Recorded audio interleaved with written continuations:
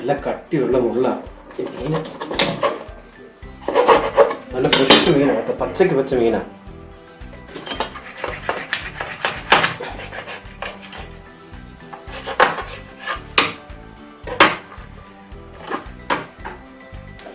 Okay, അപ്പം മീൻ നമുക്ക് നല്ലപോലെ ഉപ്പിട്ടൊന്ന് കഴുകാം. ഉപ്പൊക്കെ ഇട്ട് അതിൻ്റെ ഉളുമ്പൊക്കെ ഒന്ന് പോയിട്ട് നല്ല ക്ലീനായിട്ട് വരട്ടെ. നന്നായിട്ട് ഉരച്ച് തേച്ച് കഴുകിയെടുക്കാം.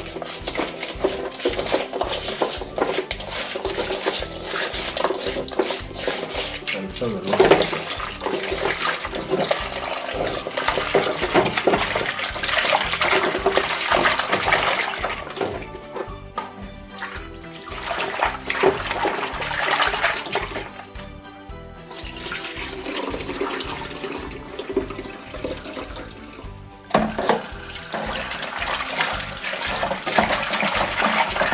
നമ്മുടെ വറ്റമീൻ നല്ല ഭംഗിയായിട്ട് വെട്ടി വൃത്തിയാക്കി കഴുകി കൊണ്ട് വെച്ചിട്ടുണ്ട്.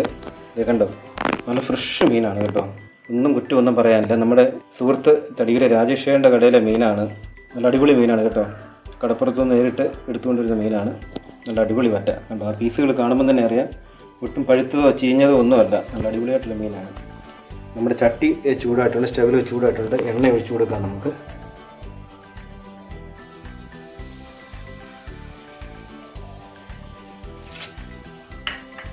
ഈ എണ്ണ ഏകദേശം ഒന്ന് ചൂടായി വരുമ്പോഴത്തേനും നമുക്ക് കടുക് ഇട്ട് കൊടുക്കാം. എണ്ണ നന്നായിട്ട് തിളച്ച് വന്നിട്ടുണ്ട്, നമുക്കിനി ആ കടുക് ഇട്ട് കൊടുക്കാം. പൊട്ടട്ടെ ആവട്ടെ.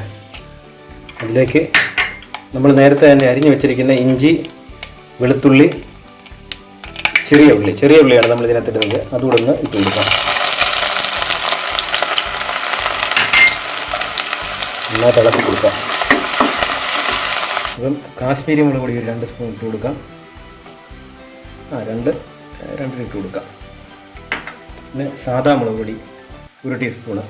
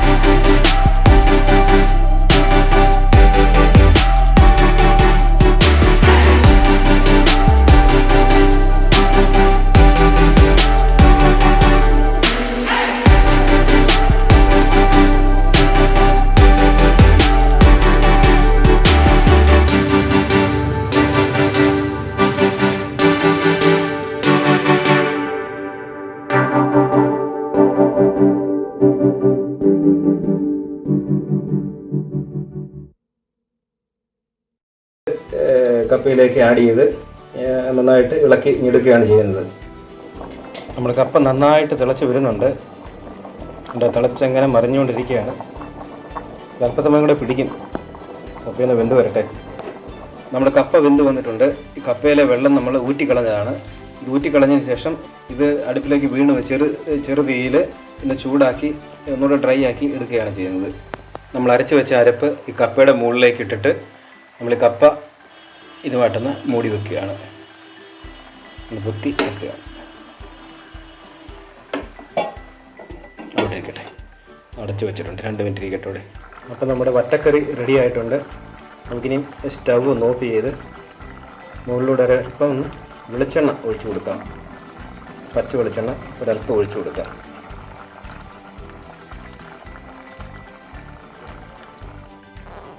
ചട്ടി ഇങ്ങനെ ഒന്ന് കറക്കി കൊടുക്കാം. നല്ല പച്ച വെളിച്ചെണ്ണയൊക്കെ എല്ലായിടത്തും പിടിക്കട്ടെ.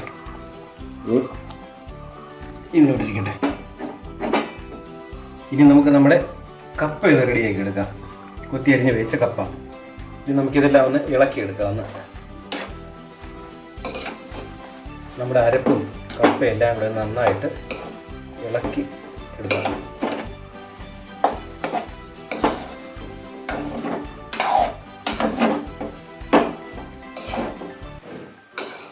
ഓക്കെ, നമ്മുടെ കപ്പ റെഡി ആയിട്ടുണ്ട്.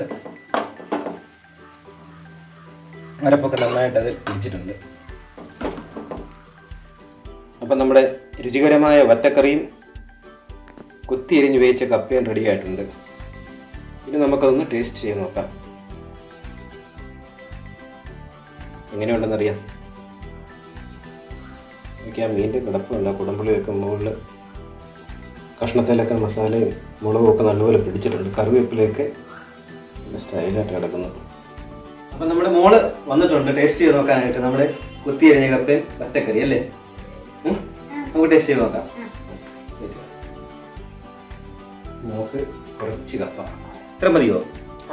കുറച്ചുകൂടെ മതിയോ? ഇനി നമുക്ക് മീൻകറി എടുക്കാം. വറ്റക്കറി എടുക്കാം. വറ്റക്കറി നല്ല സ്റ്റൈലായിട്ട് കിടക്കുക. വീട്ടിൽ 2 കഷ്ണം ഉണ്ടെങ്കിൽ വയ്ക്കട്ടെ.